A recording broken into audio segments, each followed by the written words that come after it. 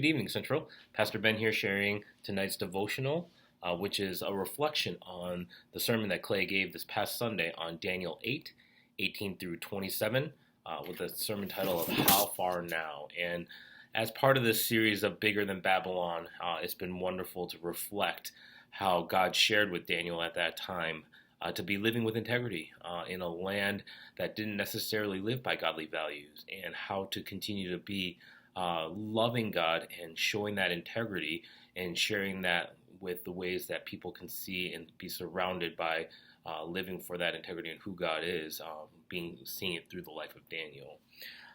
In that, we saw this long road that seemed to be ahead as Daniel's prophesying about the different empires that would be in control. And it seems like that evil has a field day in our world, and how we can gravitate to that today. Just the inability for us perhaps to see God fully at work, and just a lot of evil around us and evil in this world. And when I think about that, I gravitate quickly to remember what God is doing, though, and where God is present with us.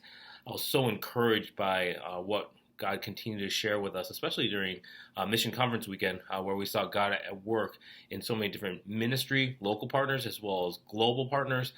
Just hearing testimony of what God's doing. And that doesn't lower all the different things that we're experiencing in evilness that's around us, but it gives us that encouragement again that God is still at work.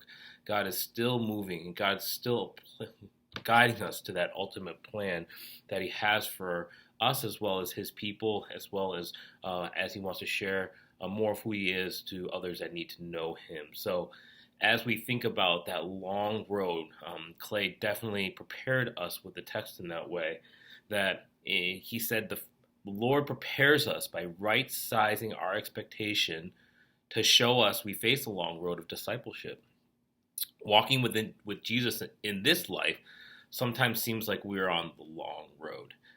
And taking time to reflect on that for myself, I've definitely seen that in people that I minister to, as well as in my own life.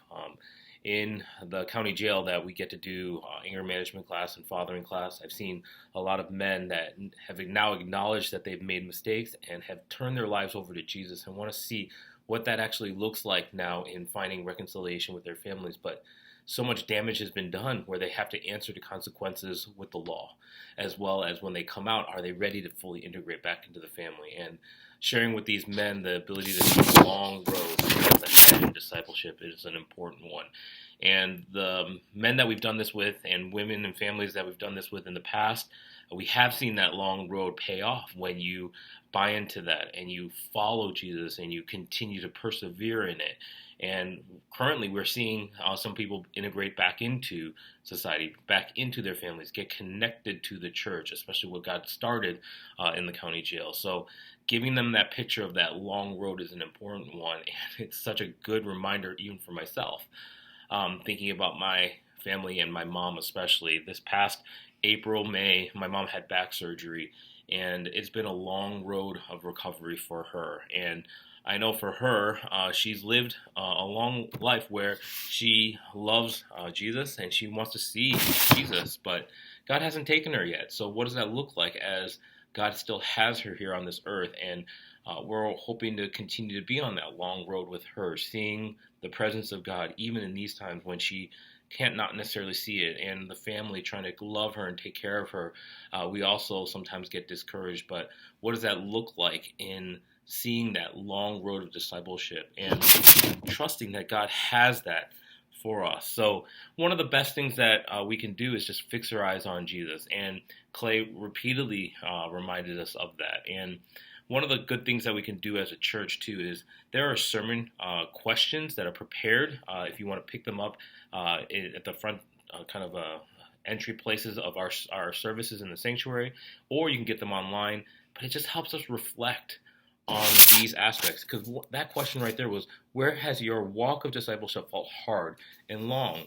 And how have fellow Christians helped you walk in faithfulness when you could not do it on your own?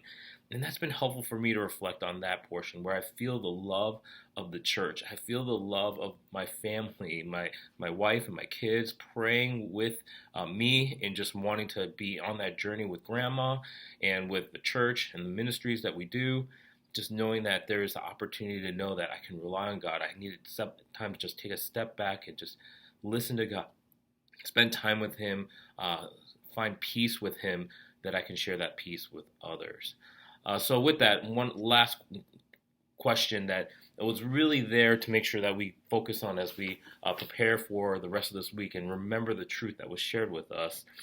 The devil has a strategy to harm us. And as much as he wants to draw us near, especially on that long road, and to persevere with God, the devil wants and has strategies to take us away from him and drive a wedge between us and the Lord. So it's important to have that lookout for the evil one's strategies. And I can see it for me. There's a lot of selfishness or trying to escape, trying to do different things that don't go to the Lord.